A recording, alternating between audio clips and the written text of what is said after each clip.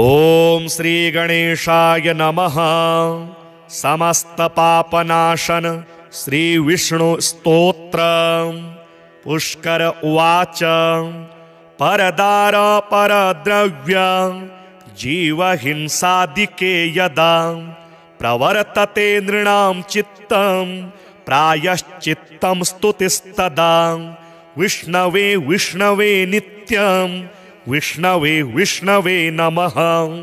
नमामि विष्णुं चित्तस्थमहंकार गतिं हरिं चित्तस्थमीशमव्यक्तं मनन्तमपराजितं विष्णुमीड्यमशेषेण अनादिनिधनं विभो। विष्णुरश्चित्तगतो यनमे विष्णुर्बुद्धिगतश्च यत् यच्चाहंकारगो विष्णुर् यद विष्णुर्मयि संस्थितः करोति कर्म भूतोऽसौ स्थावरस्य चरस्य च तत्पापन्नाशमायातु तस्मिन्नेव हि चिन्तिते। ध्यातो हरति यत् पापं स्वप्ने दृष्टस्तु भावनात् तमुपेन्द्रमहं विष्णुं प्रणतार्ति हरं हरिं जगत्यस्मिन्निराधारे मज्जमाने तमस्यधः हस्तावलम्बनं विष्णुं प्रणमामि परात्परं सर्वेश्वरेश्वर विभो परमात्मन्नधोक्षज ऋषिकेश ऋषिकेश ऋषिकेश नमोऽस्तु ते। नृसिंहानन्त गोविन्द भूतभावन केशव दुरुक्तं दुष्कृतं ध्यातं शमयाघन्नमोऽस्तु ते। यनमया चिन्तितं दुष्टं स्वचित्तवशवर्तिना अकार्य महदत्युग्रं तच्छन्मन्नय केशव ब्रह्मण्यदेव गोविन्द परमार्थ परायण जगन्नाथ जगद्ध्यातः पापं प्रशमयाच्युत। यथा पराह्ने सायाह्ने मध्याह्ने च तथा निशि कायेन मनसा वाचा कृतं पापमजानता जानता च हृषीकेश पुण्डरीकाक्ष माधव नामत्रयोच्चारणरतः स्वप्ने यातु मम क्षयं शरीरं मे हृषीकेश पुण्डरीकाक्ष माधव पापं प्रशमयाद्यत्वं वाकृतं मम माधव। यदभुजन्यस्तुपस्तिष्ठन् गच्छन् जाग्रद् यदा स्थितः कृतवान् पापमद्याहं कायेन मनसा गिरा यत् स्वल्पमपि यत् स्थूलं कुयो निनरकावहं तद्यातो प्रशमं सर्व वासुदेवानुकीर्तनात् परं ब्रह्म परं धाम पवित्रं परमच्चयत् तस्मिन् प्रकीर्तिते विष्णौ यत् पापं तत् प्रणश्यतु यत् प्राप्य न निवर्तन्ते गन्धस्पर्शादिवर्जितं सूरयस्तत्पदं विष्णोस्तत् सर्वं शमयद्पथं पापप्रणाशनं स्तोत्रं यः पठेत् शृणुयादपि शारीरैर्मानसैर्वाग्यैः कृतेः पापैः प्रमुच्यते सर्वपापग्रहादिभ्यो याति विष्णोः परं पदम् तस्मात् पापे कृते जप्यस्तोत्रं सर्वाघमर्दनं प्रायश्चित्तमघोघानां स्तोत्रं वृतकृते वरं प्रायश्चित्तैः स्तोत्रजपैर्वृतैर्नश्यति पातकं ततः कार्याणि संसिद्ध्यै तानि वै भुक्तिमुक्तये। पुष्कर उवाच परदार परद्रव्य जीवहिंसादिके यदा प्रवर्तते नृणां चित्तं प्रायश्चित्तं स्तुतिस्तदा विष्णवे विष्णवे नित्यं विष्णवे विष्णवे नमः। नमामि विष्णुं चित्तस्थमहंकार गतिं हरिं चित्तस्थमीशमव्यक्तं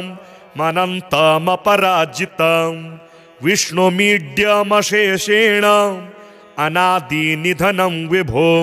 विष्णुरश्चित्तगतो यनमे विष्णुर्बुद्धिगतश्च यत्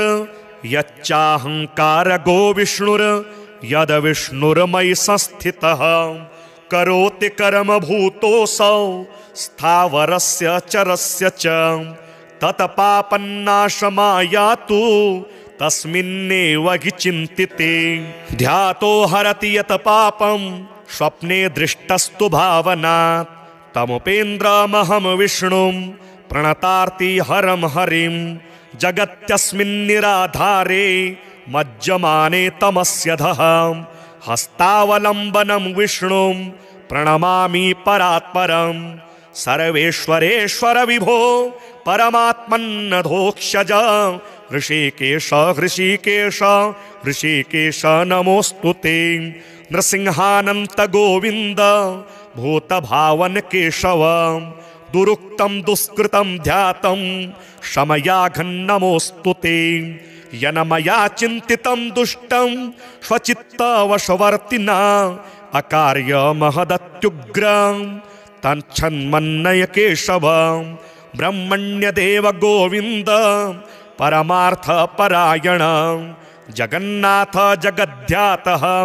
पापं प्रशमयाच्युत यथा पराह्ने सायाह्ने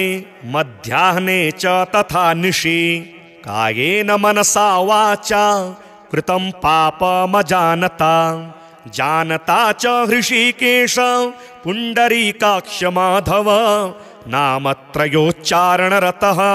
स्वप्ने यातु मम क्षयं शरीरं मे हृषीकेश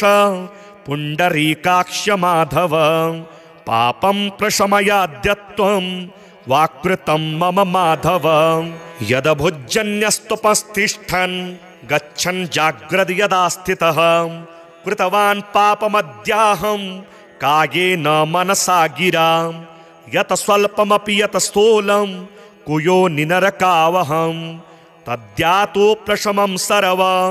वासुदेवानुकीर्तनात् परं ब्रह्म परं धाम पवित्रं परमच्चयत् तस्मिन् प्रकीर्तिते विष्णौ यत् पापं तत् प्रणश्यतु यत् प्राप्य न निवर्तन्ते गन्धस्पर्शादिवर्जितं सूरयस्तत्पदं विष्णोस्तत् सर्वं शमयद्वधं पापप्रणाशनं स्तोत्रं यः पठेत् शृणुयादपि शारीरैर्मानसैर्वाग्यैः कृतेः पापैः प्रमुच्यते सर्वपापग्रहादिभ्यो याति विष्णोः परं पदं तस्मात् पापे कृते जप्यस्तोत्रं सर्वाघमर्दनं प्रायश्चित्तमघोघानां स्तोत्रं वृतकृते वरं प्रायश्चित्तैः स्तोत्रजपैर्वृतैर्नश्यति पातकं ततः कार्याणि संसिद्ध्यै तानि वै भुक्तिमुक्तये पुष्कर उवाच परदार परद्रव्य जीवहिंसादिके यदा प्रवर्तते नृणां चित्तं प्रायश्चित्तं स्तुतिस्तदा विष्णवे विष्णवे नित्यं विष्णवे विष्णवे नमः नमामि विष्णुं चित्तस्थमहंकार गतिं हरिं चित्तस्थमीशमव्यक्तं मनन्तमपराजितं विष्णुमीड्यमशेषेण अनादिनिधनं विभो विष्णुरश्चित्तिगतो यनमे विष्णुर्बुद्धिगतश्च यत् यच्चाहंकारगो विष्णुर् यद विष्णुर्मयि संस्थितः करोति कर्म भूतोऽसौ स्थावरस्य चरस्य च तत्पापन्नाशमायातु तस्मिन्नेव हि चिन्तिते ध्यातो हरति यत् पापं स्वप्ने दृष्टस्तु भावनात् तमुपेन्द्रमहं विष्णुं प्रणतार्ति हरं हरिं जगत्यस्मिन्निराधारे मज्जमाने तमस्यधः हस्तावलम्बनं विष्णुं प्रणमामि परात्परं सर्वेश्वरेश्वर विभो परमात्मन्नधोक्षज ऋषिकेश ऋषिकेश ऋषिकेश नमोस्तुते नृसिंहानन्त गोविन्द भूतभावन केशव दुरुक्तं दुष्कृतं ध्यातं शमयाघन्नमोस्तुते यन मया चिन्तितं दुष्टं स्वचित्तवशवर्तिना अकार्य महदत्युग्रं तच्छन्मन्नय केशव ब्रह्मण्यदेव गोविन्द परमार्थ परायण जगन्नाथ जगद्ध्यातः पापं प्रशमयाच्युत यथा पराह्ने सायाह्ने मध्याह्ने च तथा निशि कायेन मनसा वाचा कृतं पापमजानता जानता च हृषीकेश पुण्डरीकाक्ष माधव नामत्रयोच्चारणरतः स्वप्ने यातु मम क्षयं शरीरं मे हृषीकेश पुण्डरीकाक्ष माधव पापं प्रशमयाद्यत्वं वाक्कृतं मम माधव यदभुजन्यस्तुपस्तिष्ठन् गच्छन् जाग्रद् यदा स्थितः कृतवान् पापमद्याहं कायेन मनसा गिरा यत स्वल्पमपि यत स्थूलं कुयो निनरकावहं तद्यातो प्रशमं सर्व वासुदेवानुकीर्तनात् परं ब्रह्म परं धाम पवित्रं परमच्चयत तस्मिन् प्रकीर्तिते विष्णौ यत पापं तत प्रणश्यतु यत प्राप्य न निवर्तन्ते गन्धस्पर्शादिवर्जितं सूरयस्तत्पदं विष्णोस्तत शर्वं शमयद्पथं पापप्रणाशनं स्तोत्रं यः पठेत् शृणुयादपि शारीरैर्मानसैर्वाग्यैः कृतेः पापैः प्रमुच्यते सर्वपापग्रहादिभ्यो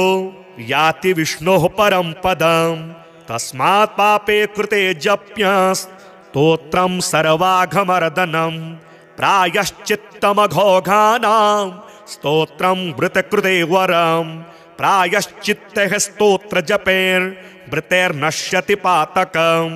ततः कार्याणि संसिद्ध्यै तानि वै भुक्तिमुक्तये पुष्कर उवाच परदार परद्रव्य जीवहिंसादिके यदा प्रवर्तते नृणां चित्तं प्रायश्चित्तं स्तुतिस्तदा विष्णवे विष्णवे नित्यं विष्णवे विष्णवे नमः नमामि विष्णुं चित्तस्थमहंकार गतिं हरिं चित्तस्थमीशमव्यक्तं मनन्तमपराजितं विष्णुमीड्यमशेषेण अनादिनिधनं विभो विष्णुरश्चित्तिगतो यनमे विष्णुर्बुद्धिगतश्च यत् यच्चाहंकारगो विष्णुर् यद विष्णुर्मयि संस्थितः करोति कर्म भूतोऽसौ स्थावरस्य चरस्य च तत्पापन्नाशमायातु तस्मिन्नेव हि चिन्तिते ध्यातो हरति यत् पापं स्वप्ने दृष्टस्तु भावनात् तमुपेन्द्रमहं विष्णुं प्रणतार्ति हरं हरिं जगत्यस्मिन्निराधारे मज्जमाने तमस्यधः हस्तावलम्बनं विष्णुं प्रणमामि परात्परं सर्वेश्वरेश्वर विभो परमात्मन्नधोक्षज ऋषिकेश ऋषिकेश ऋषिकेश नमोऽस्तुते नृसिंहानन्त गोविन्द भूतभावन केशव दुरुक्तं दुष्कृतं ध्यातं शमयाघन्नमोऽस्तुते यन मया चिन्तितं दुष्टं स्वचित्तवशवर्तिना अकार्य महदत्युग्रं तच्छन्मन्नय केशव ब्रह्मण्यदेव गोविन्द परमार्थ परायण जगन्नाथ जगद्ध्यातः पापं प्रशमयाच्युत यथा पराह्ने सायाह्ने मध्याह्ने च तथा निशि कायेन मनसा वाचा कृतं पापमजानता जानता च हृषीकेश पुण्डरीकाक्ष माधव नामत्रयोच्चारणरतः स्वप्ने यातु मम क्षयं शरीरं मे हृषीकेश पुण्डरीकाक्ष माधव पापं प्रशमयाद्यत्वं वाक्कृतं मम माधव यदभुजन्यस्तुपस्तिष्ठन् गच्छन् जाग्रद् यदा स्थितः कृतवान् पापमद्याहं कायेन मनसा गिरा यत् स्वल्पमपि यत् स्थूलं कुयोनि नरकावहं तद्यातो प्रशमं सर्व वासुदेवानुकीर्तनात् परं ब्रह्म परं धाम पवित्रं परमच्च यत् तस्मिन् प्रकीर्तिते विष्णौ यत् पापं तत् प्रणश्यतु यत् प्राप्य न निवर्तन्ते गन्धस्पर्शादिवर्जितं सूरयस्तत्पदं विष्णोस्तत् सर्वं शमयद्वधं पापप्रणाशनं स्तोत्रं यः पठेत् शृणुयादपि शारीरैर्मानसैर्वाग्यैः कृतेः पापैः प्रमुच्यते सर्वपापग्रहादिभ्यो याति विष्णोः परं पदं तस्मात् पापे कृते जप्यस्तोत्रं सर्वाघमर्दनं प्रायश्चित्तमघोघानां स्तोत्रं वृतकृते वरं प्रायश्चित्तैः स्तोत्रजपैर्वृतैर्नश्यति पातकं ततः कार्याणि संसिद्ध्यै तानि वै भुक्तिमुक्तये। पुष्कर उवाच परदार परद्रव्य जीवहिंसादिके यदा प्रवर्तते नृणां चित्तं प्रायश्चित्तं स्तुतिस्तदा विष्णवे विष्णवे नित्यं विष्णवे विष्णवे नमः नमामि विष्णुं चित्तस्थमहंकार गतिं हरिं चित्तस्थमीशमव्यक्तं मनन्तमपराजितं विष्णुमीड्यमशेषेण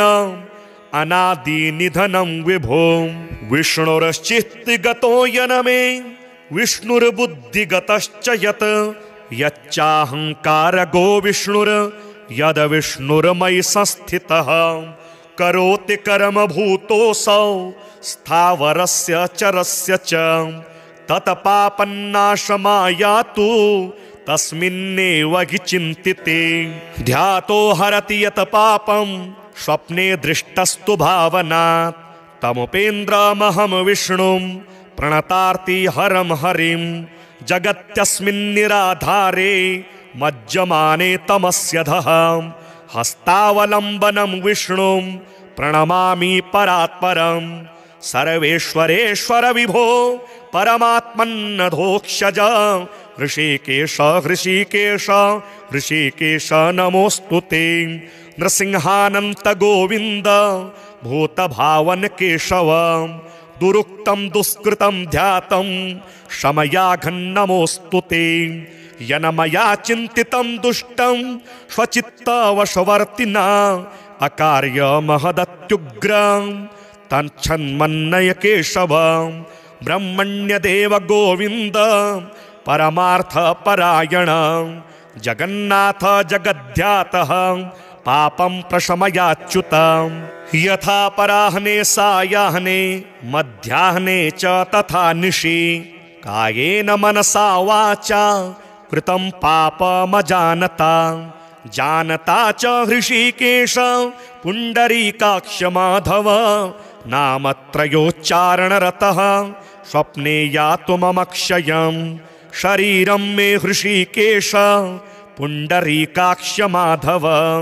पापं प्रशमयाद्यत्वं वाक्कृतं मम माधव यदभुजन्यस्तुपस्तिष्ठन् गच्छन् जाग्रद् यदा स्थितः कृतवान् पापमद्याहं कायेन मनसा गिरा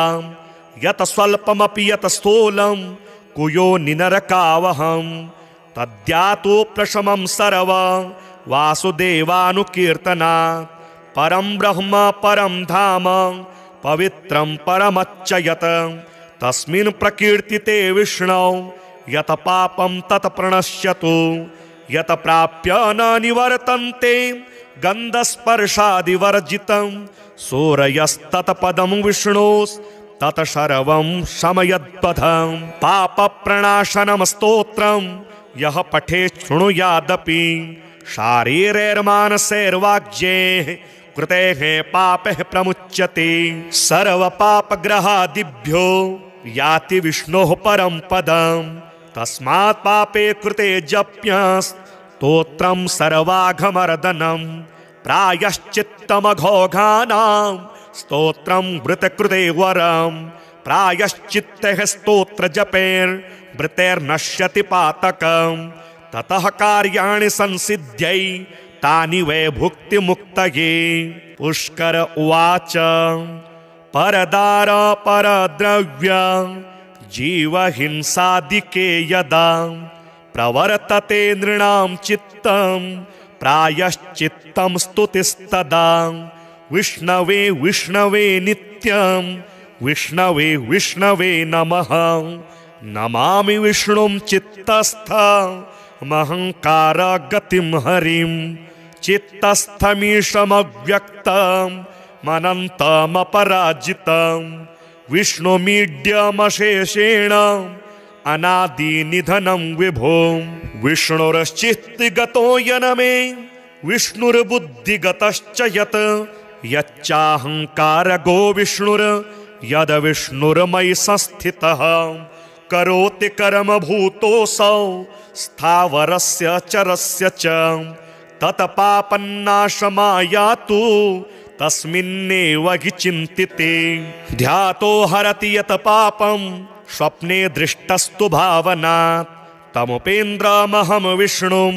प्रणतार्ति हरं हरिं जगत्यस्मिन्निराधारे मज्जमाने तमस्यधः हस्तावलम्बनं विष्णुं प्रणमामि परात्परं सर्वेश्वरेश्वर विभो परमात्मन्नधोक्षज ऋषिकेश ऋषिकेश ऋषिकेश नमोऽस्तु ते नृसिंहानन्त गोविन्द भूतभावन केशव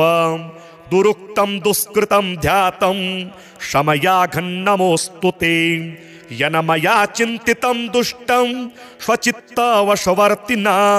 अकार्य महदत्युग्रं तच्छन्मन्नय केशव ब्रह्मण्यदेव गोविन्द परमार्थ परायण जगन्नाथ जगद्ध्यातः पापं प्रशमयाच्युत यथा पराह्ने सायाह्ने मध्याह्ने च तथा निशि कायेन मनसा वाचा कृतं पापमजानता जानता च हृषीकेश पुण्डरीकाक्ष माधव नामत्रयोच्चारणरतः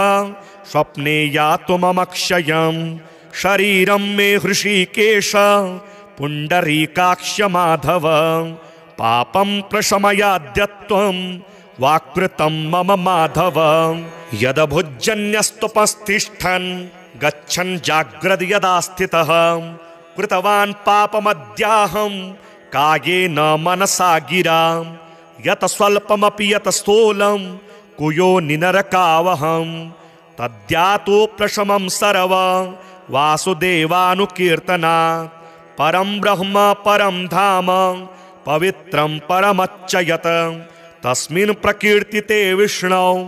यत् पापं तत् प्रणश्यतु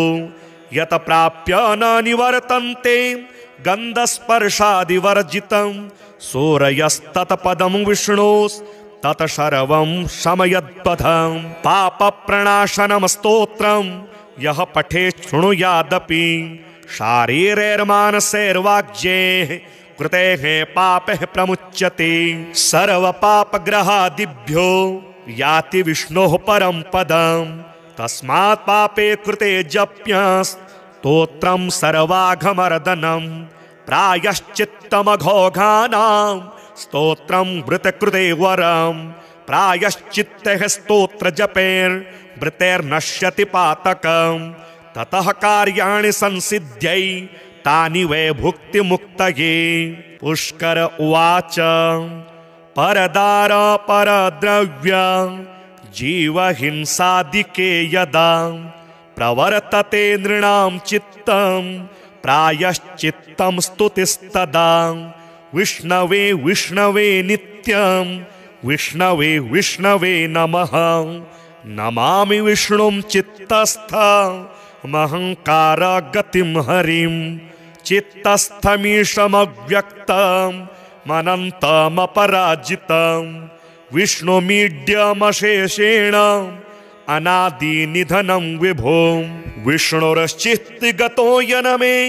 विष्णुर्बुद्धिगतश्च यत् यच्चाहंकारगो विष्णुर् यद विष्णुर्मयि संस्थितः। करोति कर्म भूतोऽसौ स्थावरस्य चरस्य च तत्पापन्नाशमायातु तस्मिन्नेव हि चिन्तिते। ध्यातो हरति यत् पापं स्वप्ने दृष्टस्तु भावनात् तमुपेन्द्रमहं विष्णुं प्रणतार्ति हरं हरिं। जगत्यस्मिन्निराधारे मज्जमाने तमस्यधः हस्तावलम्बनं विष्णुं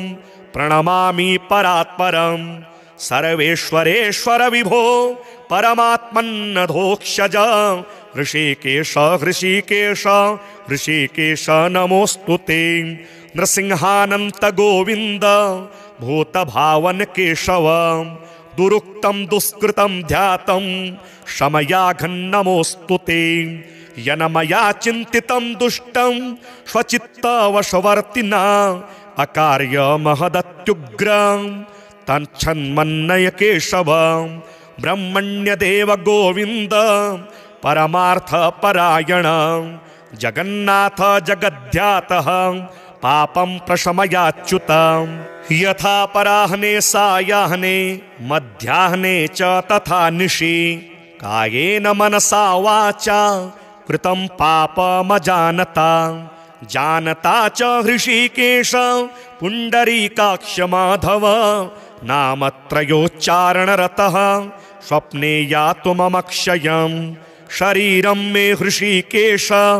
पुण्डरीकाक्ष माधव पापं प्रशमयाद्यत्वं वाक्कृतं मम माधव। यदभुजन्यस्तुपस्तिष्ठन् गच्छन् जाग्रद् यदा स्थितः कृतवान् पापमद्याहं कायेन मनसा गिरा।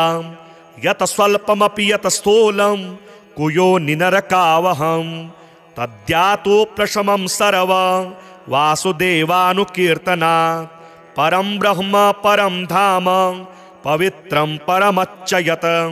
तस्मिन् प्रकीर्तिते विष्णौ यत् पापं तत् प्रणश्यतु। यत् प्राप्य न निवर्तन्ते गन्धस्पर्शादिवर्जितं सूरयस्तत्पदं विष्णोस्तत् सर्वं शमयद्वधं। पापप्रणाशनं स्तोत्रं यः पठेत् शृणुयादपि शारीरैर्मानसैर्वाग्यैः कृतेः पापैः प्रमुच्यते। सर्वपापग्रहादिभ्यो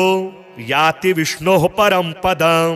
तस्मात् पापे कृते जप्य स्तोत्रं सर्वाघमर्दनं। प्रायश्चित्तमघोघानां स्तोत्रं वृतकृते वरं। प्रायश्चित्तैः स्तोत्रजपैर्वृतैर्नश्यति पातकं। ततः कार्याणि संसिद्ध्यै तानि वै भुक्तिमुक्तये। पुष्कर उवाच परदार परद्रव्य जीवहिंसादिके यदा प्रवर्तते नृणां चित्तं प्रायश्चित्तं स्तुतिस्तदा। विष्णवे विष्णवे नित्यं विष्णवे विष्णवे नमः। नमामि विष्णुं चित्तस्थमहंकार गतिं हरिं। चित्तस्थमीशमव्यक्तं मनन्तमपराजितं। विष्णुमीड्यमशेषेण अनादिनिधनं विभो। विष्णुरश्चित्तिगतो यनमे विष्णुर्बुद्धिगतश्च यत् यच्चाहंकारगो विष्णुर् यद विष्णुर्मयि संस्थितः। करोति कर्म भूतोऽसौ स्थावरस्य चरस्य च तत्पापन्नाशमायातु तस्मिन्नेव हि चिन्तिते। ध्यातो हरति यत् पापं स्वप्ने दृष्टस्तु भावनात् तमुपेन्द्रमहं विष्णुं प्रणतार्ति हरं हरिं। जगत्यस्मिन्निराधारे मज्जमाने तमस्यधः हस्तावलम्बनं विष्णुं प्रणमामि परात्परं। सर्वेश्वरेश्वर विभो परमात्मन्नधोक्षज ऋषिकेश ऋषिकेश ऋषिकेश नमोऽस्तु ते। नृसिंहानंत गोविंद भूतभावन केशव दुरुक्तं दुष्कृतं ध्यातं शमयाघन्नमोऽस्तु ते यनमया चिन्तितं दुष्टं स्वचित्तवशवर्तिना अकार्य महदत्युग्रं तच्छन्मन्नय केशव ब्रह्मण्यदेव गोविंद परमार्थ परायण जगन्नाथ जगद्ध्यातः पापं प्रशमयाच्युत यथा पराह्ने सायाह्ने मध्याह्ने च तथा निशि कायेन मनसा वाचा कृतं पापमजानता जानता च हृषीकेश पुण्डरीकाक्ष माधव नामत्रयोच्चारणरतः स्वप्ने यातु ममक्षयं शरीरं मे हृषीकेश पुण्डरीकाक्ष माधव पापं प्रशमयाद्यत्वं वाक्कृतं मम माधव यदभुजन्यस्तुपस्तिष्ठन् गच्छन् जाग्रद् यदा स्थितः कृतवान् पापमद्याहं कायेन मनसा गिरा यत स्वल्पमपि यत स्थूलं कुयो निनरकावहं तद्यातो प्रशमं सर्व वासुदेवानुकीर्तनात् परं ब्रह्म परं धाम पवित्रं परमच्चयत तस्मिन् प्रकीर्तिते विष्णौ यत पापं तत प्रणश्यतु यत प्राप्य न निवर्तन्ते गन्धस्पर्शादिवर्जितं सूरयस्तत्पदं विष्णोस्तत सर्वं शमयद्पथं पापप्रणाशनं स्तोत्रं यः पठेत् शृणुयादपि शारीरैर्मानसैर्वाग्यैः कृतेः पापैः प्रमुच्यते सर्वपापग्रहादिभ्यो याति विष्णोः परं पदं तस्मात् पापे कृते जप्यस्तोत्रं सर्वाघमर्दनं प्रायश्चित्तमघोघानां स्तोत्रं वृतकृते वरं प्रायश्चित्तः स्तोत्रजपैर्वृतैर्नश्यति पातकं ततः कार्याणि संसिद्ध्यै तानि वै भुक्तिमुक्तये पुष्कर उवाच परदार परद्रव्य जीवहिंसादिके यदा प्रवर्तते नृणां चित्तं प्रायश्चित्तं स्तुतिस्तदा विष्णवे विष्णवे नित्यं विष्णवे विष्णवे नमः नमामि विष्णुं चित्तस्थमहंकार गतिं हरिं चित्तस्थमीशमव्यक्तं मनन्तमपराजितं विष्णुमीड्यमशेषेण अनादिनिधनं विभो विष्णुरश्चित्तिगतो यनमे विष्णुर्बुद्धिगतश्च यत् यच्चाहंकारगो विष्णुर् यद विष्णुर्मयि संस्थितः करोति कर्म भूतोऽसौ स्थावरस्य चरस्य च तत्पापन्नाशमायातु तस्मिन्नेव हि चिन्तिते ध्यातो हरति यत् पापं स्वप्ने दृष्टस्तु भावनात् तमुपेन्द्रमहं विष्णुं प्रणतार्ति हरं हरिं जगत्यस्मिन्निराधारे मज्जमाने तमस्यधः हस्तावलम्बनं विष्णुं प्रणमामि परात्परं सर्वेश्वरेश्वर विभो परमात्मन्नधोक्षज ऋषिकेश ऋषिकेश ऋषिकेश नमोऽस्तु ते नृसिंहानंत गोविंद भूतभावन केशव दुरुक्तं दुष्कृतं ध्यातं शमयाघन्नमोऽस्तु ते यनमया चिन्तितं दुष्टं स्वचित्तवशवर्तिना अकार्य महदत्युग्रं तच्छन्मन्नय केशव ब्रह्मण्यदेव गोविंद परमार्थ परायण जगन्नाथ जगद्ध्यातः पापं प्रशमयाच्युत यथा पराह्ने सायाह्ने मध्याह्ने च तथा निशि कायेन मनसा वाचा कृतं पापमजानता जानता च हृषीकेश पुण्डरीकाक्ष माधव नामत्रयोच्चारणरतः स्वप्ने यातु ममक्षयं शरीरं मे हृषीकेश पुण्डरीकाक्ष माधव पापं प्रशमयाद्यत्वं वाक्कृतं मम माधव यदभुजन्यस्तुपस्तिष्ठन् गच्छन् जाग्रद् यदा स्थितः कृतवान् पापमद्याहं कायेन मनसा गिरा यत स्वल्पमपि यत स्थूलं कुयो निनरकावहं तद्यातो प्रशमं सर्व वासुदेवानुकीर्तनात् परं ब्रह्म परं धाम पवित्रं परमच्च यत् तस्मिन् प्रकीर्तिते विष्णौ यत पापं तत् प्रणश्यतु यत प्राप्य न निवर्तन्ते गन्धस्पर्शादिवर्जितं सूरयस्तत्पदं विष्णोस्तत् सर्वं शमयद्वधं पापप्रणाशनं स्तोत्रं यः पठेत् शृणुयादपि शारीरैर्मानसैर्वाग्यैः कृतेः पापैः प्रमुच्यते सर्वपापग्रहादिभ्यो याति विष्णोः परं पदं तस्मात् पापे कृते जप्यस्तोत्रं सर्वाघमर्दनं प्रायश्चित्तमघोघानां स्तोत्रं वृतकृते वरं प्रायश्चित्तैः स्तोत्रजपैर्वृतैर्नश्यति पातकं ततः कार्याणि संसिद्ध्यै तानि वै भुक्तिमुक्तये। पुष्कर उवाच परदार परद्रव्य जीवहिंसादिके यदा प्रवर्तते नृणां चित्तं प्रायश्चित्तं स्तुतिस्तदा विष्णवे विष्णवे नित्यं विष्णवे विष्णवे नमः नमामि विष्णुं चित्तस्थमहंकार गतिं हरिं चित्तस्थमीशमव्यक्तं मनन्तमपराजितं विष्णुमीड्यमशेषेण अनादिनिधनं विभो विष्णुरश्चित्तिगतो यनमे विष्णुर्बुद्धिगतश्च यत् यच्चाहंकारगो विष्णुर यद विष्णुर्मयि संस्थितः करोति कर्म भूतोऽसौ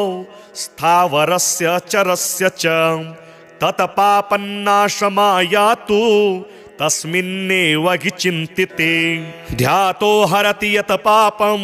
स्वप्ने दृष्टस्तु भावनात् तमुपेन्द्रमहं विष्णुं प्रणतार्ति हरं हरिं जगत्यस्मिन्निराधारे मज्जमाने तमस्यधः हस्तावलम्बनं विष्णुं प्रणमामि परात्परं सर्वेश्वरेश्वर विभो परमात्मन्नधोक्षज ऋषिकेश ऋषिकेश ऋषिकेश नमोऽस्तु ते नृसिंहानन्त गोविन्द भूतभावन केशव दुरुक्तं दुष्कृतं ध्यातं शमयाघन्नमोऽस्तु ते यनमया चिन्तितं दुष्टं स्वचित्तवशवर्तिना अकार्य महदत्युग्रं तच्छन्मन्नय केशव ब्रह्मण्यदेव गोविन्द परमार्थ परायण जगन्नाथ जगद्ध्यातः पापं प्रशमयाच्युतं यथा पराह्ने सायाह्ने मध्याह्ने च तथा निशि कायेन मनसा वाचा कृतं पापमजानता जानता च हृषीकेश पुण्डरीकाक्ष माधव नामत्रयोच्चारणरतः स्वप्ने यातु मम क्षयं शरीरं मे हृषीकेश पुण्डरीकाक्ष माधव पापं प्रशमयाद्यत्वं वाक्कृतं मम माधव यदभुजन्यस्तुपस्तिष्ठन् गच्छन् जाग्रद् यदा स्थितः कृतवान् पापमद्याहं कायेन मनसा गिरा यत स्वल्पमपि यत स्थूलं कुयो निनरकावहं तद्यातो प्रशमं सर्व वासुदेवानुकीर्तनात् परं ब्रह्म परं धाम पवित्रं परमच्च यत् तस्मिन् प्रकीर्तिते विष्णौ यत पापं तत् प्रणश्यतु यत प्राप्य न निवर्तन्ते गन्धस्पर्शादिवर्जितं सूरयस्तत्पदं विष्णोस्तत् सर्वं शमयद्वधं पापप्रणाशनं स्तोत्रं यः पठेत् शृणुयादपि शारीरैर्मानसैर्वाग्यैः कृतेः पापैः प्रमुच्यते। सर्वपापग्रहादिभ्यो याति विष्णोः परं पदम्। तस्मात् पापे कृते जप्यस्तोत्रं सर्वाघमर्दनम्। प्रायश्चित्तमघोघानां स्तोत्रं वृतकृते वरम्। प्रायश्चित्तः स्तोत्रजपैर्वृतैर्नश्यति पातकम्। ततः कार्याणि संसिद्ध्यै तानि वै भुक्तिमुक्तये। पुष्कर उवाच परदार परद्रव्य जीवहिंसादिके यदा प्रवर्तते नृणां चित्तं प्रायश्चित्तं स्तुतिस्तदा। विष्णवे विष्णवे नित्यं विष्णवे विष्णवे नमः। नमामि विष्णुं चित्तस्थमहंकार गतिं हरिं। चित्तस्थमीशमव्यक्तं मनन्तमपराजितं। विष्णुमीड्यमशेषेण अनादिनिधनं विभो। विष्णुरश्चित्तिगतो यनमे विष्णुर्बुद्धिगतश्च यत्। यच्चाहंकारगो विष्णुर् यद विष्णुर्मयि संस्थितः। करोति कर्म भूतोऽसौ स्थावरस्य चरस्य च। तत्पापन्नाशमायातु तस्मिन्नेव हि चिन्तिते। ध्यातो हरति यत् पापं स्वप्ने दृष्टस्तु भावनात्। तमुपेन्द्रमहं विष्णुं प्रणतार्ति हरं हरिं। जगत्यस्मिन्निराधारे मज्जमाने तमस्यधः। हस्तावलम्बनं विष्णुं प्रणमामि परात्परम्। सर्वेश्वरेश्वर विभो परमात्मन्नधोक्षज। ऋषिकेश ऋषिकेश ऋषिकेश नमोऽस्तुते। नृसिंहानन्त गोविन्द भूतभावन केशव। दुरुक्तं दुष्कृतं ध्यातं शमयाघन्नमोऽस्तुते। यन्मया चिन्तितं दुष्टं स्वचित्तवशवर्तिना अकार्यमहदत्युग्रं तच्छन्मन्नय केशव। ब्रह्मण्यदेव गोविन्द परमार्थपरायण। जगन्नाथ जगद्ध्यातः पापं प्रशमयाच्युत। यथा पराह्ने सायाह्ने मध्याह्ने च तथा निशि कायेन मनसा वाचा कृतं पापमजानता। जानता च हृषीकेश पुण्डरीकाक्ष माधव। नामत्रयोच्चारणरतः स्वप्ने यातु मम क्षयं। शरीरं मे हृषीकेश पुण्डरीकाक्ष माधव। पापं प्रशमयाद्यत्वं वाक्कृतं मम माधव। यदभुजन्यस्तुपस्तिष्ठन् गच्छन् जाग्रद् यदा स्थितः। कृतवान् पापमद्याहं कायेन मनसा गिरा। यत् स्वल्पमपि यत् स्थूलं कुयोनि नरकावहं। तद्यातो प्रशमं सर्व वासुदेवानुकीर्तनात्। परं ब्रह्म परं धाम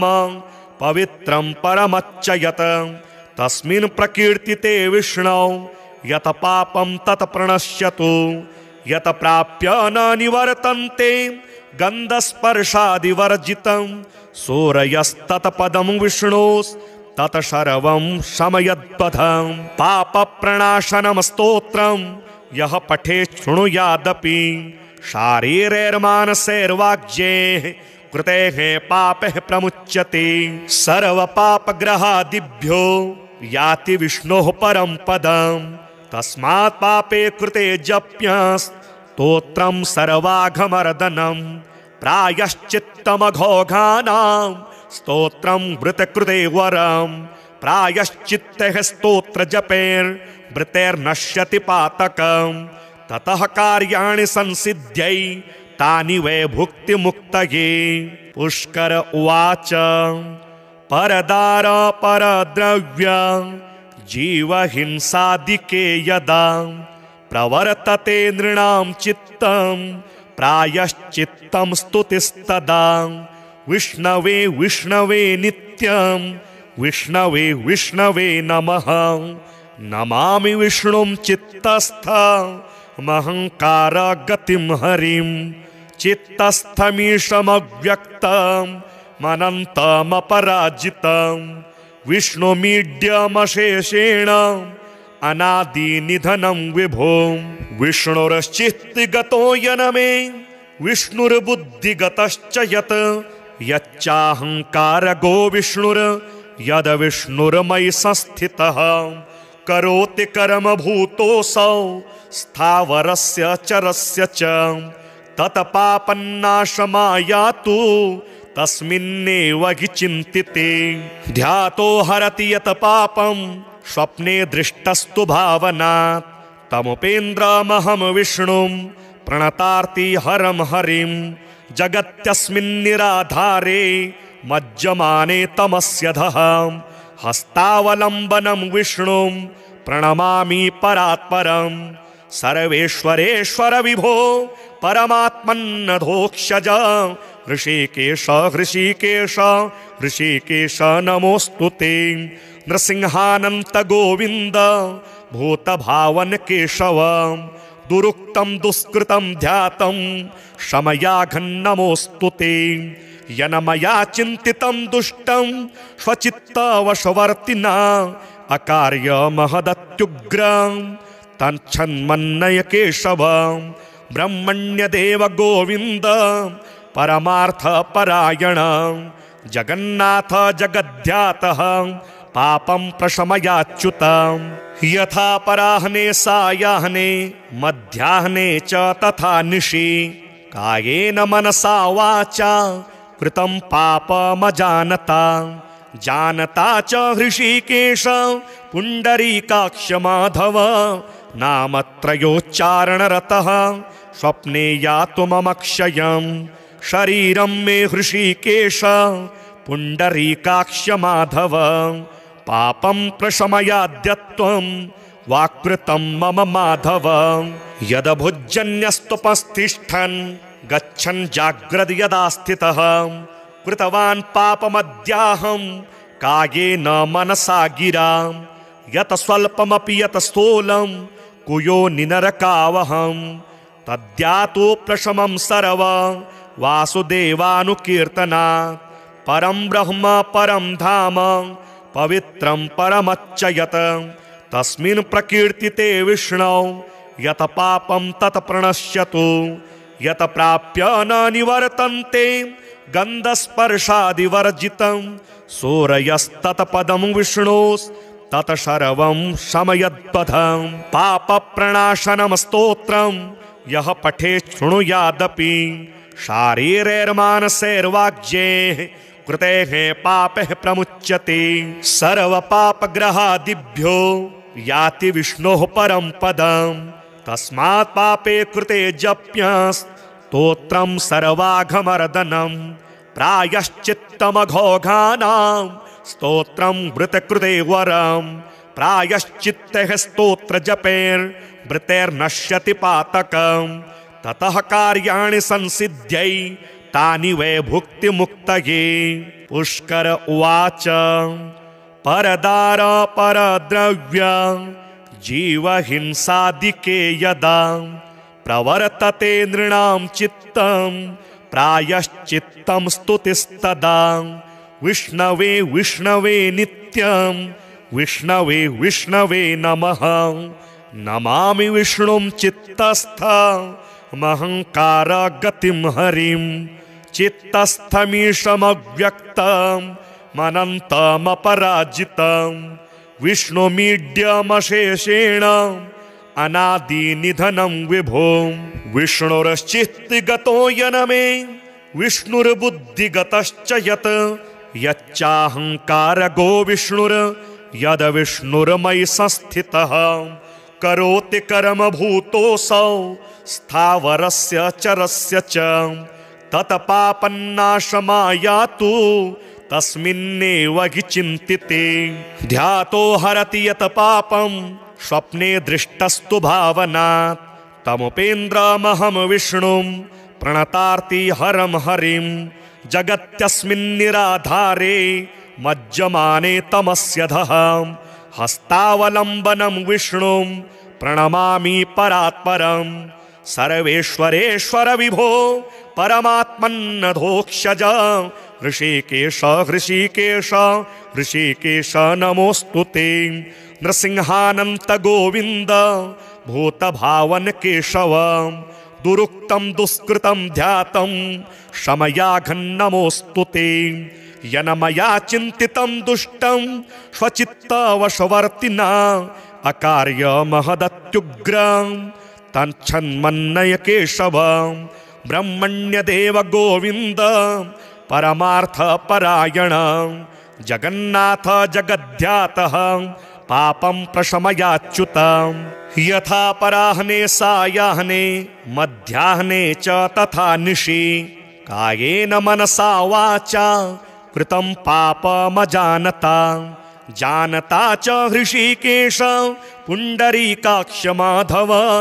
नामत्रयोच्चारणरतः स्वप्ने यातु ममक्षयं शरीरं मे हृषीकेश पुण्डरीकाक्ष माधव पापं प्रशमयाद्यत्वं वाक्कृतं मम माधव यदभुजन्यस्तुपस्तिष्ठन् गच्छन् जाग्रद् यदा स्थितः कृतवान् पापमद्याहं कायेन मनसा गिरा यत स्वल्पमपि यत स्थूलं कुयो निनरकावहं तद्यातो प्रशमं सर्व वासुदेवानुकीर्तनात् परं ब्रह्म परं धाम पवित्रं परमच्चयत तस्मिन् प्रकीर्तिते विष्णौ यत पापं तत प्रणश्यतु यत प्राप्य न निवर्तन्ते गन्धस्पर्शादिवर्जितं सूरयस्तत्पदं विष्णोस्तत सर्वं शमयद्वधं पापप्रणाशनं स्तोत्रं यः पठेत् शृणुयादपि शारीरैर्मानसैर्वाग्यैः कृतेः पापैः प्रमुच्यते सर्वपापग्रहादिभ्यो याति विष्णोः परं पदं तस्मात् पापे कृते जप्यस्तोत्रं सर्वाघमर्दनं प्रायश्चित्तमघोघानां स्तोत्रं वृतकृते वरं प्रायश्चित्तः स्तोत्रजपैर्वृतैर्नश्यति पातकं ततः कार्याणि संसिद्ध्यै तानि वै भुक्तिमुक्तये पुष्कर उवाच परदार परद्रव्य जीवहिंसादिके यदा प्रवर्तते नृणां चित्तं प्रायश्चित्तं स्तुतिस्तदा विष्णवे विष्णवे नित्यं विष्णवे विष्णवे नमः नमामि विष्णुं चित्तस्थमहंकार गतिं हरिं चित्तस्थमीशमव्यक्तं मनन्तमपराजितं विष्णुमीड्यमशेषेण अनादिनिधनं विभो विष्णुरश्चित्तिगतो यनमे विष्णुर्बुद्धिगतश्च यत् यच्चाहंकारगो विष्णुर् यद विष्णुर्मयि संस्थितः करोति कर्म भूतोऽसौ स्थावरस्य चरस्य च तत्पापन्नाशमायातु तस्मिन्नेव हि चिन्तिते ध्यातो हरति यत् पापं स्वप्ने दृष्टस्तु भावनात् तमुपेन्द्रमहं विष्णुं प्रणतार्ति हरं हरिं जगत्यस्मिन्निराधारे मज्जमाने तमस्यधः हस्तावलम्बनं विष्णुं प्रणमामि परात्परं सर्वेश्वरेश्वर विभो परमात्मन्नधोक्षज ऋषिकेश ऋषिकेश ऋषिकेश नमोस्तुते नृसिंहानंत गोविंद भूतभावन केशव दुरुक्तं दुष्कृतं ध्यातं शमयाघन्नमोस्तुते यनमया चिन्तितं दुष्टं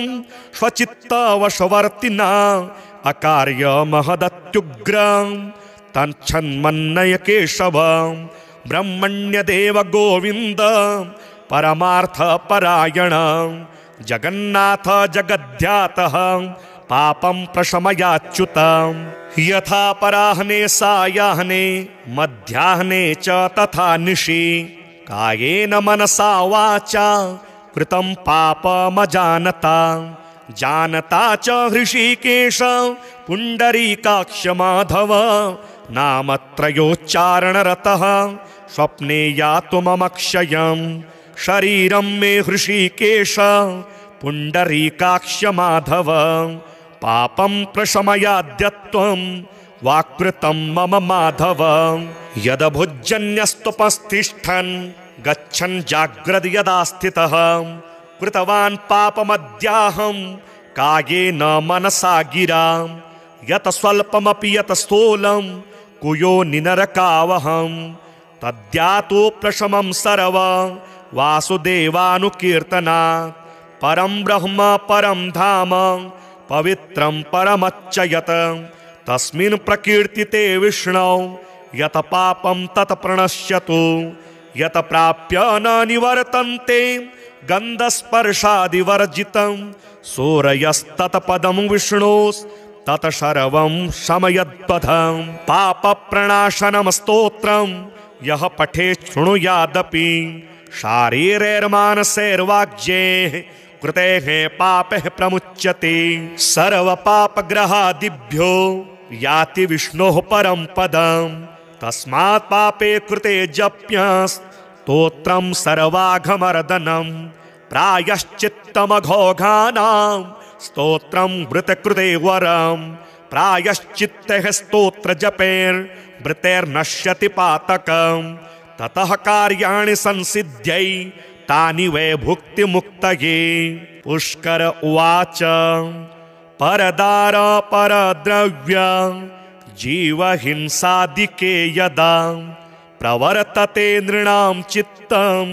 प्रायश्चित्तं स्तुतिस्तदा विष्णवे विष्णवे नित्यं विष्णवे विष्णवे नमः नमामि विष्णुं चित्तस्थमहंकार गतिं हरिं चित्तस्थमीशमव्यक्तं मनन्तमपराजितं विष्णुमीड्यमशेषेण अनादिनिधनं विभो विष्णुरश्चित्तिगतो यनमे विष्णुर्बुद्धिगतश्च यत् यच्चाहंकारगो विष्णुर यद विष्णुर्मयि संस्थितः करोति कर्मभूतोऽसौ स्थावरस्य चरस्य च तत्पापन्नाशमायातु तस्मिन्नेव हि चिन्तिते ध्यातो हरति यत् पापं स्वप्ने दृष्टस्तु भावनात् तमुपेन्द्रमहं विष्णुं प्रणतार्ति हरं हरिं जगत्यस्मिन्निराधारे मज्जमाने तमस्यधः हस्तावलम्बनं विष्णुं प्रणमामि परात्परं सर्वेश्वरेश्वर विभो परमात्मन्नधोक्षज ऋषिकेश ऋषिकेश ऋषिकेश नमोऽस्तुते नृसिंहानन्त गोविन्द भूतभावन केशव दुरुक्तं दुष्कृतं ध्यातं शमयाघन्नमोऽस्तुते यनमया चिन्तितं दुष्टं स्वचित्तवशवर्तिना अकार्य महदत्युग्रं तच्छन्मन्नय केशव ब्रह्मण्यदेव गोविन्द परमार्थ परायण जगन्नाथ जगद्ध्यातः पापं प्रशमयाच्युत यथा पराह्ने सायाह्ने मध्याह्ने च तथा निशि कायेन मनसा वाचा कृतं पापमजानता जानता च हृषीकेश पुण्डरीकाक्ष माधव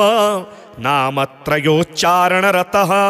स्वप्ने यातु मम क्षयं शरीरं मे हृषीकेश पुण्डरीकाक्ष माधव पापं प्रशमयाद्यत्वं वाक्कृतं मम माधव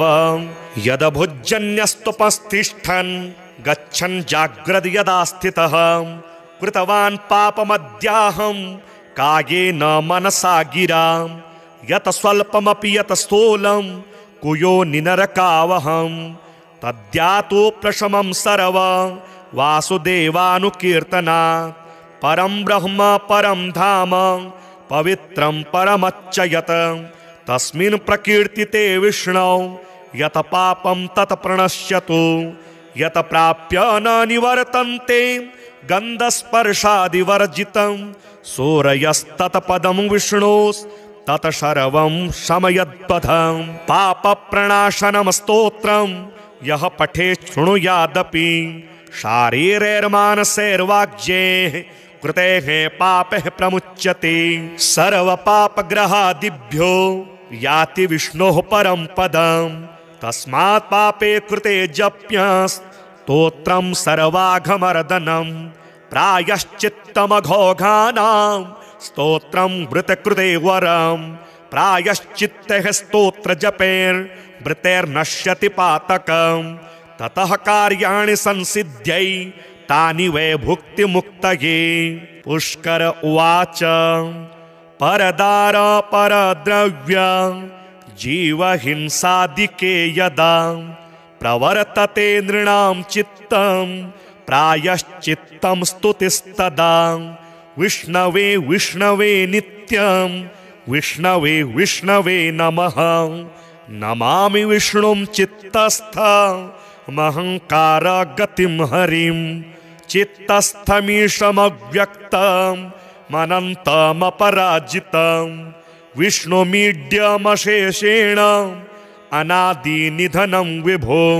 विष्णुरश्चित्तिगतो यनमे विष्णुर्बुद्धिगतश्च यत् यच्चाहंकारगो विष्णुर् यद विष्णुर्मयि संस्थितः करोति कर्म भूतोऽसौ स्थावरस्य चरस्य च तत्पापन्नाशमायातु तस्मिन्नेव हि चिन्तिते ध्यातो हरति यत् पापं स्वप्ने दृष्टस्तु भावनात् तमुपेन्द्रमहं विष्णुं प्रणतार्ति हरं हरिं जगत्यस्मिन्निराधारे मज्जमाने तमस्यधः हस्तावलम्बनं विष्णुं प्रणमामि परात्परं सर्वेश्वरेश्वर विभो परमात्मन्नधोक्षज ऋषिकेश ऋषिकेश ऋषिकेश नमोऽस्तु ते नृसिंहानन्त गोविन्द भूतभावन केशव दुरुक्तं दुष्कृतं ध्यातं शमयाघन्नमोऽस्तु ते यन्मया चिन्तितं दुष्टं स्वचित्तवशवर्तिना अकार्यमहदत्युग्रं तच्छन्मन्नय केशव ब्रह्मण्यदेव गोविन्द परमार्थपरायण जगन्नाथ जगद्ध्यातः पापं प्रशमयाच्युत यथा पराह्ने सायाह्ने मध्याह्ने च तथा निशि कायेन मनसा वाचा कृतं पापमजानता जानता च हृषीकेश पुण्डरीकाक्ष माधव नामत्रयोच्चारणरतः स्वप्ने यातु मम क्षयं शरीरं मे हृषीकेश पुण्डरीकाक्ष माधव पापं प्रशमयाद्यत्वं वाक्कृतं मम माधव यदभुजन्यस्तुपस्तिष्ठन् गच्छन् जाग्रद् यदा स्थितः कृतवान् पापमद्याहं कायेन मनसा गिरा यत् स्वल्पमपि यत् स्थूलं कुयो निनरकावहं तद्यातो प्रशमं सर्व वासुदेवानुकीर्तनात् परं ब्रह्म परं धाम पवित्रं परमच्चयत्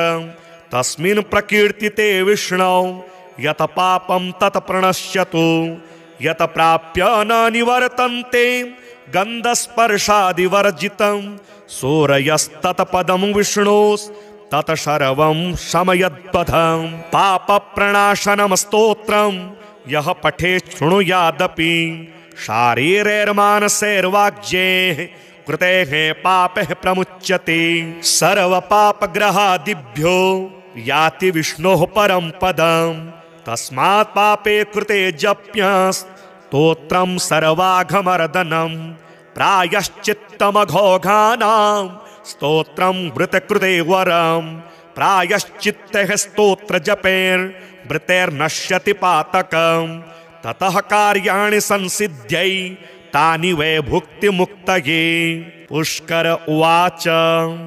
परदार परद्रव्य जीवहिंसादिके यदा प्रवर्तते नृणां चित्तं प्रायश्चित्तं स्तुतिस्तदा विष्णवे विष्णवे नित्यं विष्णवे विष्णवे नमः नमामि विष्णुं चित्तस्थमहङ्कार गतिं हरिं चित्तस्थमीशमव्यक्तं अनन्तमपराजितं विष्णुमीड्यमशेषेण अनादिनिधनं विभो विष्णुरश्चित्तिगतो यनमे विष्णुर्बुद्धिगतश्च यत् यच्चाहङ्कारगो विष्णुर् यद विष्णुर्मयि संस्थितः करोति कर्मभूतोऽसौ स्थावरस्य चरस्य च तत्पापन्नाशमायातु तस्मिन्नेव हि चिन्तिते ध्यातो हरति यत् पापं स्वप्ने दृष्टस्तु भावनात् तमुपेन्द्रमहं विष्णुं प्रणतार्ति हरं हरिं जगत्यस्मिन्निराधारे मज्जमाने तमस्यधः हस्तावलम्बनं विष्णुं प्रणमामि परात्परं सर्वेश्वरेश्वर विभो परमात्मन्नधोक्षज ऋषिकेश ऋषिकेश ऋषिकेश नमोऽस्तु ते नृसिंहानन्त गोविन्द भूतभावन केशव दुरुक्तं दुष्कृतं ध्यातं शमयाघन्नमोऽस्तु ते यनमया चिन्तितं दुष्टं स्वचित्तवशवर्तिना अकार्य महदत्युग्रं तच्छन्मन्नय केशव ब्रह्मण्यदेव गोविन्द परमार्थ परायण जगन्नाथ जगद्ध्यातः पापं प्रशमयाच्युतं यथा पराह्ने सायाह्ने मध्याह्ने च तथा निशि कायेन मनसा वाचा कृतं पापमजानता जानता च हृषीकेश पुण्डरीकाक्ष माधव नामत्रयोच्चारणरतः स्वप्ने यातु मम क्षयं शरीरं मे हृषीकेश पुण्डरीकाक्ष माधव पापं प्रशमयाद्यत्वं वाक्कृतं मम माधव यदभुजन्यस्तुपस्तिष्ठन् गच्छन् जाग्रद् यदा स्थितः कृतवान् पापमद्याहं कायेन मनसा गिरा यत् स्वल्पमपि यत् स्थूलं कुयो निनरकावहं तद्यातो प्रशमं सर्व वासुदेवानुकीर्तनात् परं ब्रह्म परं धाम पवित्रं परमच्च यत् तस्मिन् प्रकीर्तिते विष्णौ यत् पापं तत् प्रणश्यतु यत् प्राप्य न निवर्तन्ते गन्धस्पर्शादिवर्जितं सूरयस्तत्पदं विष्णोस्तत् सर्वं शमयद्पथं पापप्रणाशनं स्तोत्रं यः पठेत् शृणुयादपि शारीरैर्मानसैर्वाग्यैः कृतेः पापैः प्रमुच्यते सर्वपापग्रहादिभ्यो याति विष्णोः परं पदं तस्मात् पापे कृते जप्यस्तोत्रं सर्वाघमर्दनं प्रायश्चित्तमघोघानां स्तोत्रं वृतकृते वरं प्रायश्चित्तैः स्तोत्रजपैर्वृतैर्नश्यति पातकं ततः कार्याणि संसिद्ध्यै तानि वै भुक्तिमुक्तये पुष्कर उवाच परदार परद्रव्य जीवहिंसादिके यदा प्रवर्तते नृणां चित्तं प्रायश्चित्तं स्तुतिस्तदा विष्णवे विष्णवे नित्यं विष्णवे विष्णवे नमः नमामि विष्णुं चित्तस्थमहङ्कार गतिं हरिं चित्तस्थमीशमव्यक्तं अनन्तमपराजितं विष्णुमीड्यमशेषेण अनादिनिधनं विभो विष्णुरश्चित्तिगतो यनमे विष्णुर्बुद्धिगतश्च यत् यच्चाहङ्कारगो विष्णुर् यद विष्णुर्मयि संस्थितः करोति कर्मभूतोऽसौ स्थावरस्य चरस्य च तत्पापन्नाशमायातु तस्मिन्नेव हि चिन्तिते ध्यातो हरति यत् पापं स्वप्ने दृष्टस्तु भावनात् तमुपेन्द्रमहं विष्णुं प्रणतार्ति हरं हरिं जगत्यस्मिन्निराधारे मज्जमाने तमस्यधः हस्तावलम्बनं विष्णुं प्रणमामि परात्परं सर्वेश्वरेश्वर विभो परमात्मन्नधोक्षज ऋषिकेश ऋषिकेश ऋषिकेश नमोऽस्तु ते नृसिंहानन्त गोविन्द भूतभावन केशव दुरुक्तं दुष्कृतं ध्यातं शमयाघन्नमोऽस्तु ते यन्मया चिन्तितं दुष्टं स्वचित्तवशवर्तिना अकार्य महदत्युग्रं तच्छन्मन्नय केशव ब्रह्मण्यदेव गोविन्द परमार्थपरायण जगन्नाथ जगद्ध्यातः पापं प्रशमयाच्युत यथा पराह्ने सायाह्ने मध्याह्ने च तथा निशि कायेन मनसा वाचा कृतं पापमजानता जानता च हृषीकेश पुण्डरीकाक्ष माधव नामत्रयोच्चारणरतः स्वप्ने यातु मम क्षयं शरीरं मे हृषीकेश पुण्डरीकाक्ष माधव पापं प्रशमयाद्यत्वं वाक्कृतं मम माधव यदभुजन्यस्तुपस्तिष्ठन् गच्छन् जाग्रद् यदा स्थितः कृतवान् पापमद्याहं कायेन मनसा गिरा यत् स्वल्पमपि यत् स्थूलं कुयो निनरकावहं तद्यातो प्रशमं सर्व वासुदेवानुकीर्तनात् परं ब्रह्म परं धाम पवित्रं परमच्चयत् तस्मिन् प्रकीर्तिते विष्णौ यत् पापं तत् प्रणश्यतु यत् प्राप्य न निवर्तन्ते गन्धस्पर्शादिवर्जितं सूरयस्तत्पदं विष्णोस्तत् सर्वं शमयद्वधं पापप्रणाशनं स्तोत्रं यः पठेत् शृणुयादपि शारीरैर्मानसैर्वाग्यैः कृतेः पापैः प्रमुच्यते सर्वपापग्रहादिभ्यो याति विष्णोः परं पदं तस्मात् पापे कृते जप्यस्तोत्रं सर्वाघमर्दनं प्रायश्चित्तमघोघानां स्तोत्रं वृतकृते वरं प्रायश्चित्तैः स्तोत्रजपैर्वृतैर्नश्यति पातकं ततः कार्याणि संसिद्ध्यै तानि वै भुक्तिमुक्तये